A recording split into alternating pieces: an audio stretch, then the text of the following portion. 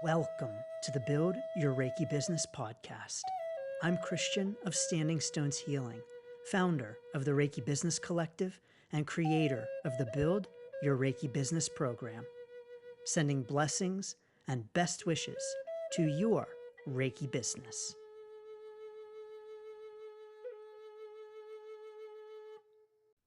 Greetings, welcome, and thanks so much for tuning in to this week's episode of the Build Your Reiki Business podcast. I'm Christian of Standing Stones Healing, so honored and excited to have you here.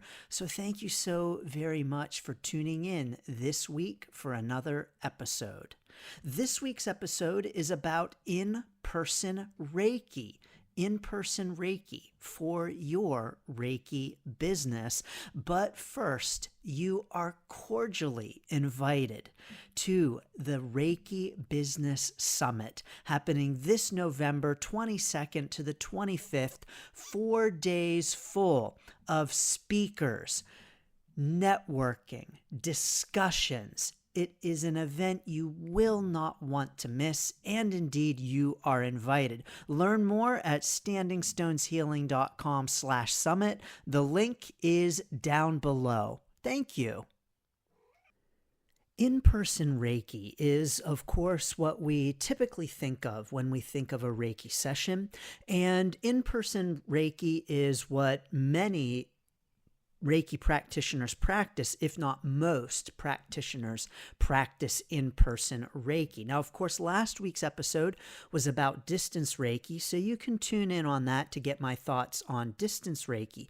But some things that I would like to share with you about in-person Reiki might actually surprise you. First, I want to reveal that I actually in some ways believe that in-person Reiki is more effective than distance Reiki. Now, hold on one second and let me explain. As someone who has done lots and lots of distance Reiki sessions over the years, indeed, I have done more distance Reiki sessions than I have in-person sessions. I believe that in-person Reiki can be more effective, not because of Reiki. So when we offer a session, whether that's distance or in person, Reiki is still doing its Reiki thing. And so Reiki doesn't care if the session is in person or distance. Reiki, when I say Reiki, I mean the energy Reiki. Doesn't care. It's all the same.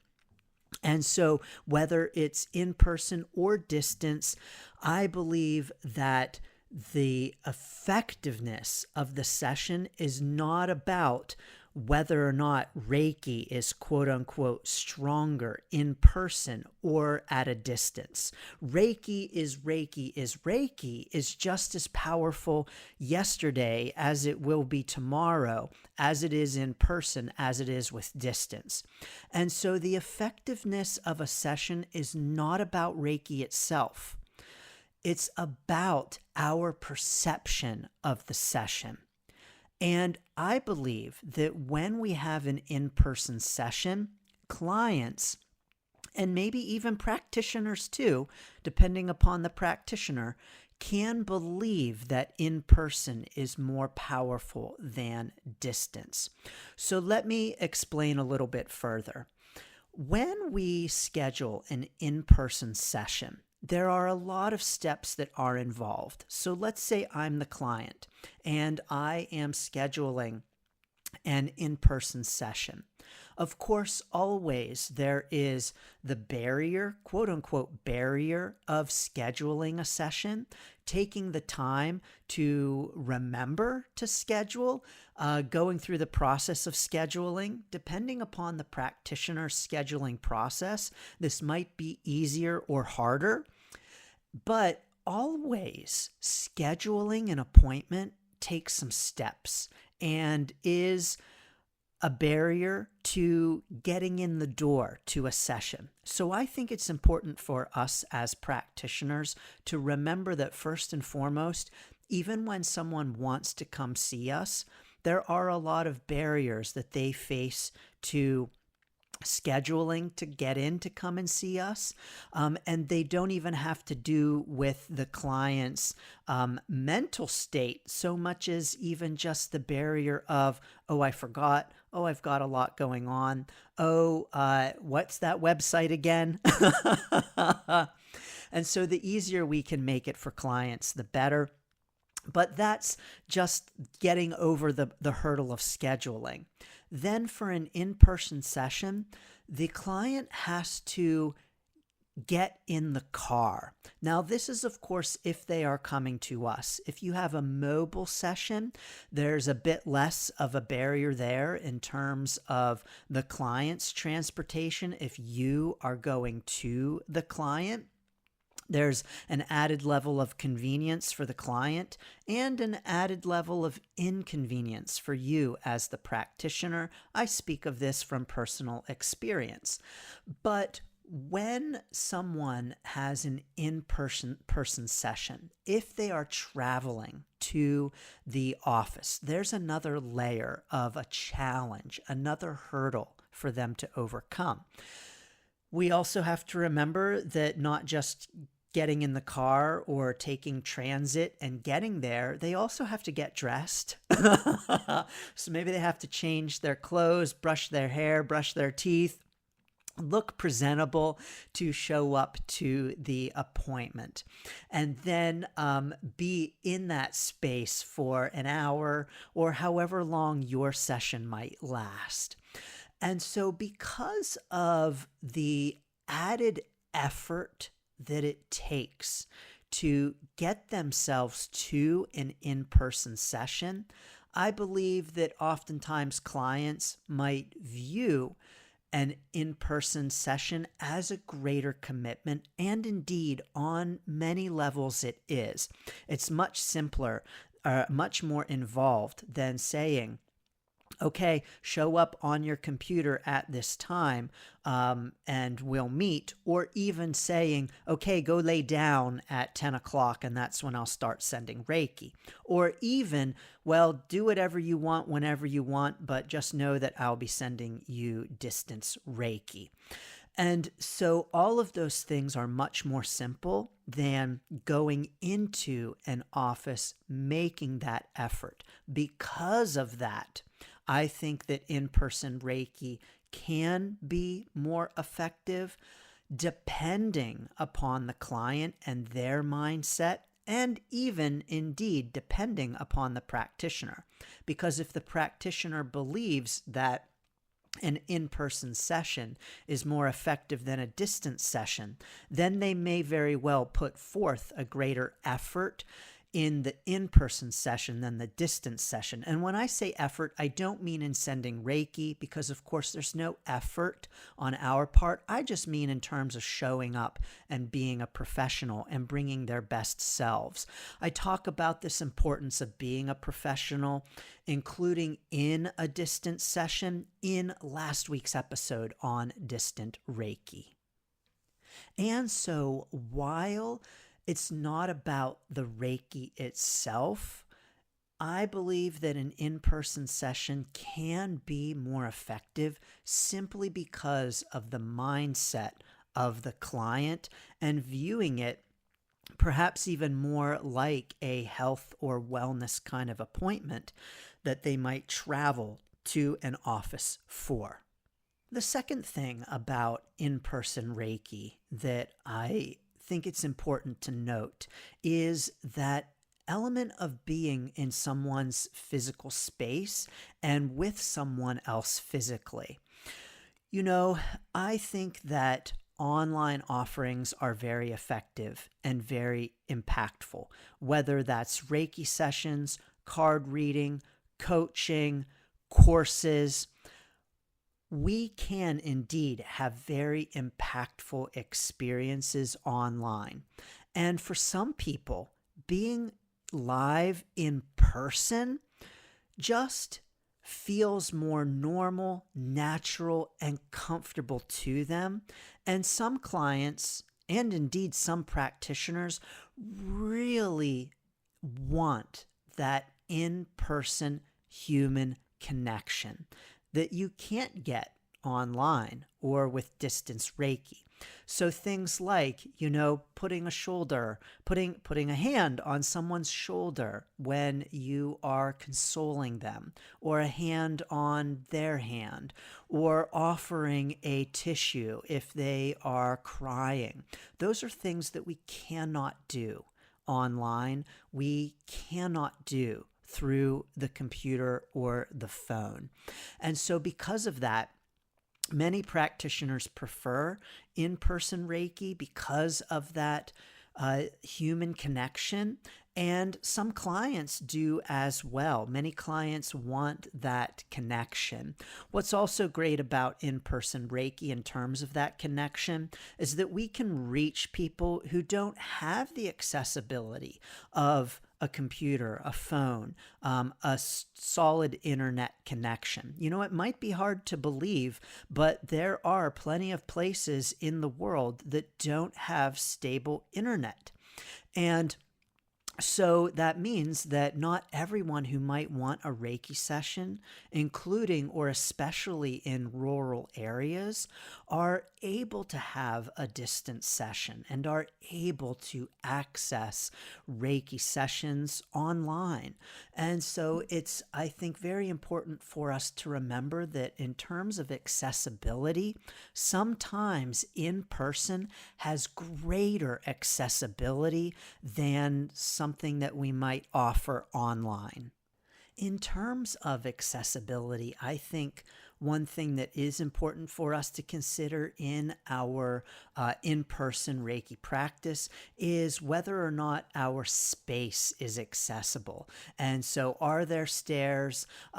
Is there an elevator? What is the space like that someone needs to get to in order to get into a session? And so, if we have clients who have physical limitations with climbing stairs, for instance, do we have an office space that accommodates that? I think that can be really helpful and important, while at the same time recognizing that we can't always have the most ideal space for everyone. And there are certain things that in many ways are just simply out of our control. If we rent an office space where there are a couple of steps into the office or something like that, maybe that's the only place that we can find at our price point. And so while it's important for us to be keeping accessibility for our clients and potential clients in mind, it's not always possible to have the most accessible space that we might like to have. And of course, there are always limitations with any space, not just in terms of accessibility physically, but also in terms of the noise level and in terms of the layout of the space and all of those things. In an in-person space, there are, of course, multiple places that we can offer in-person Reiki. We think, first of all, of the typical office setting. Yes, that is one. We also can go to people's spaces ourselves. Yes, that is number two. We also can have people come to our home. Yes, indeed, that is number three. But we can also offer in-person Reiki in all kinds of places. Places like a park, for instance. I once had a client who lives in a major city, and she had someone who was interested in having a session with her. And she said to me, "But I don't have a space. I can't have this person over at my apartment. What can I do? I'm not renting a space. What can I do?"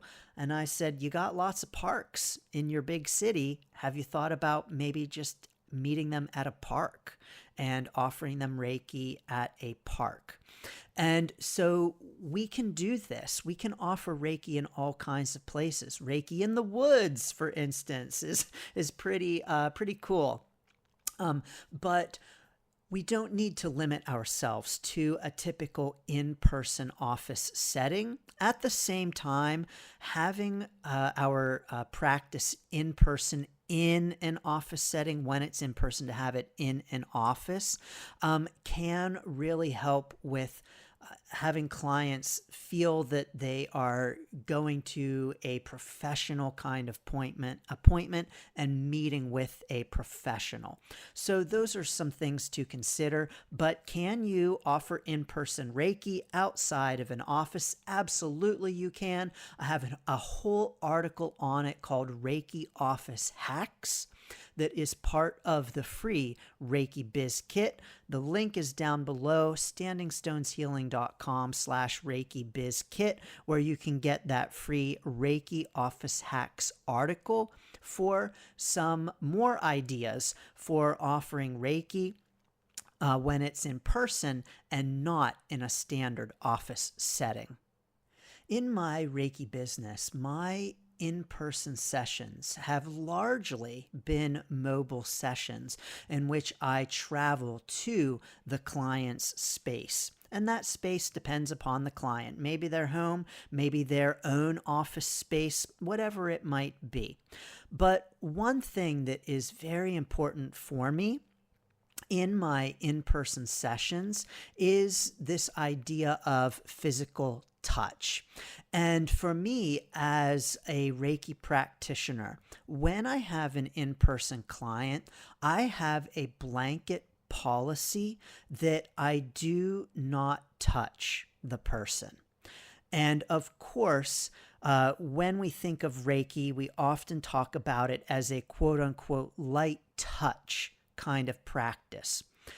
But the truth is that we don't have to touch at all.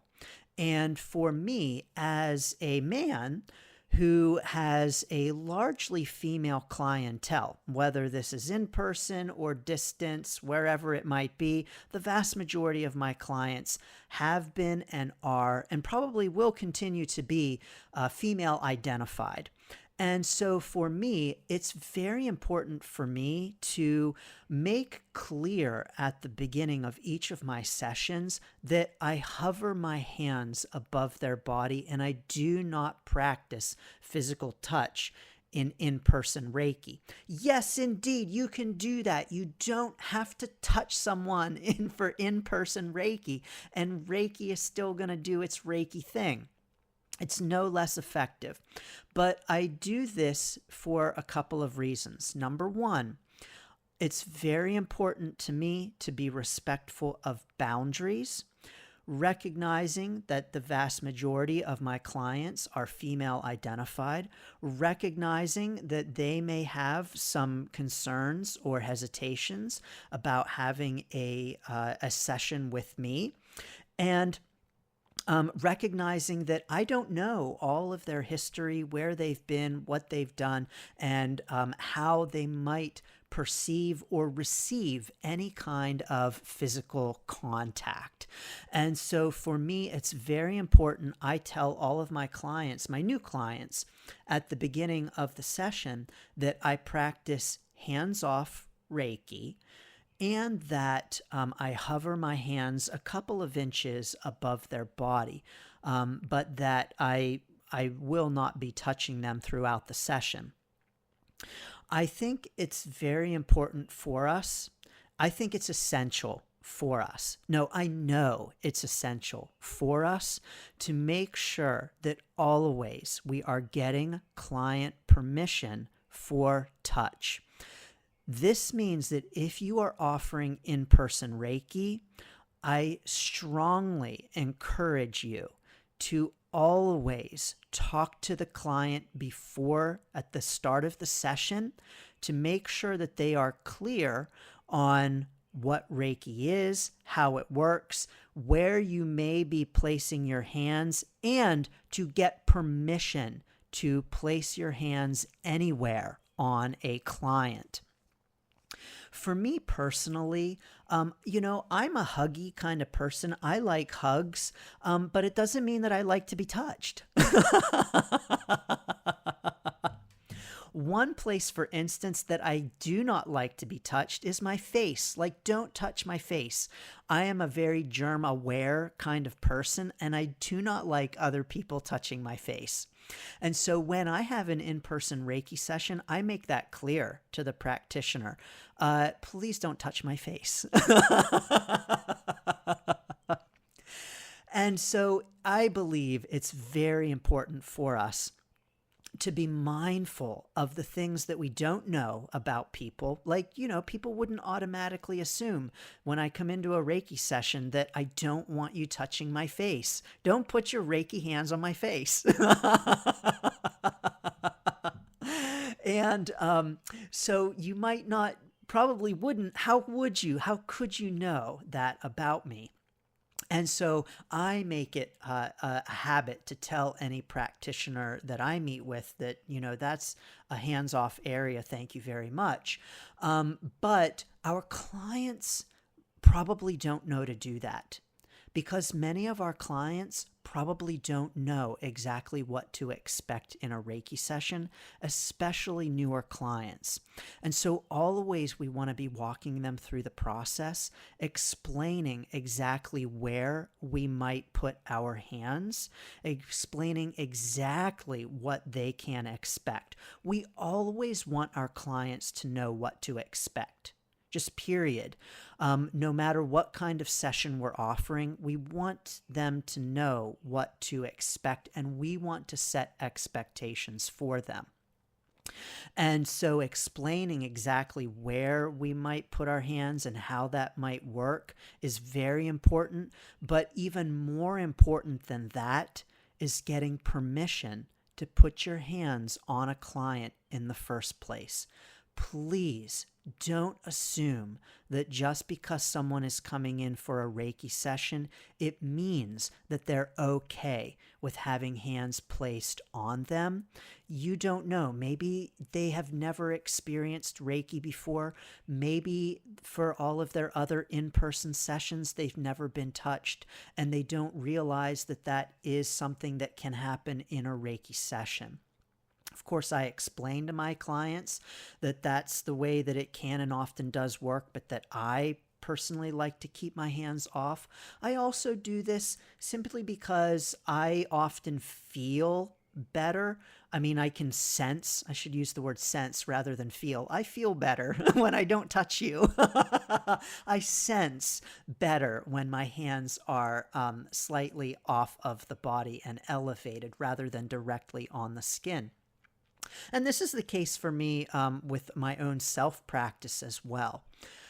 But I believe it's essential for us to always be getting permission and to not be placing our hands on people without permission. This is essential. Now, I also want to state that just because there's a particular area of the body where there's a hand placement doesn't mean you should automatically place your hands there. Sometimes we as Reiki practitioners can think, oh, well, it's okay for me to put my hands there because that's an official hand position. No, it's not.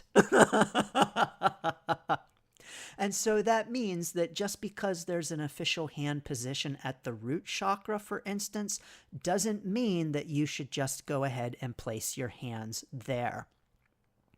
I once heard a horror story, it really was, about a woman who had a Reiki class with a husband and wife. They were the teachers, they were co-teaching.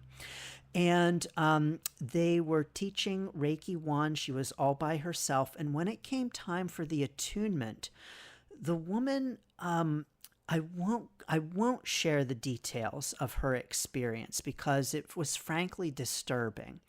But they were placing their hands on her in ways that were uncomfortable for her, and that, quite frankly, were not even part of the system of Reiki. I was appalled to hear about this. But whether we are thinking that we're doing the right thing or not, we very well are not. Well, we always are not if we are placing our hands on another human being inappropriately. And so let's say, for instance, you're at a Reiki share and you are like, well, everyone here is a Reiki practitioner. That means they all know how this works, and I can just go ahead and stick my hands anywhere and everywhere because everyone knows how Reiki works and what this is and what the hand positions are. No, no, and no. You still do not have permission to put your hands anywhere you want to. And so please, I want to encourage us, I want to beg us to please always, always be explaining exactly where we might put our hands, to get permission to do so beforehand, and even to simply just not put your hands on people. We know that Reiki is still going to work, whether we have our hands on them or not. I mean, right? We have distance Reiki, and that works. And so when we have an in-person session, it doesn't mean that we need to put our hands on someone. Now, there are some clients who prefer touch. I personally had a massage therapist client who did prefer touch. She was touching people all day, every day, and she didn't mind touch. And so for me, there were particular areas of her body where she maybe wanted a little bit more attention, like, for instance, her ankle. And so I would put my hands on her ankle, knowing that that was okay, knowing that she actually preferred that, and that was fine by me as well.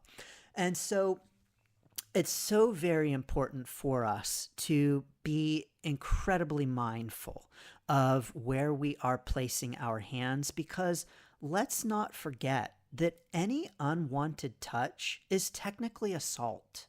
And so if we are putting our hands on clients and they don't want us to, technically that's against the law.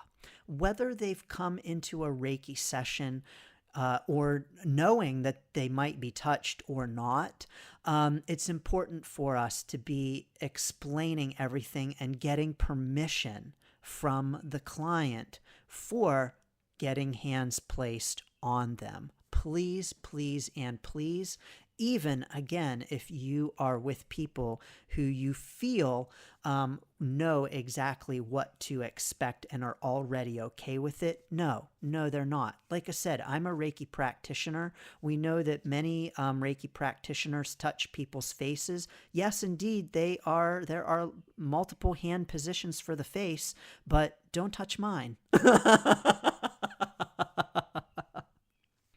Now, at the Reiki Business Summit, Michaela Daystar is going to talk to us all about these kinds of things. And so if you are thinking, oh my gosh, I am touching people, I am doing a bad thing, this is terrible. No. Take a step back. Michaela Daystar is here to help us with this at the Reiki Business Summit. She's talking to us about cultivating a trauma-informed practice, and of course, touch is a major component of having a trauma, or I should say, being aware of touch is a major component of having a trauma-informed Reiki practice. So make sure to join us in November, because Michaela Daystar is going to tell us all about it. Of course, there is so much more to say about in-person Reiki. And, the truth is that as we do more and more things online, in-person things can be more and more special in some ways. I know for me in my Reiki business that even though I do a lot of things online, I will say that the whole online business thing, just there are some really amazing perks about it. I still continue to have a portion of my business in person, just in order to keep me grounded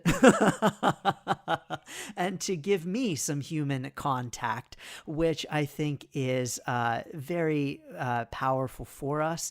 And for some of our clients, it might be, one of the main ways that they just have access to another human being. I don't even mean in terms of physical touch, because remember, We don't even have to physically touch, but just that in-person connection.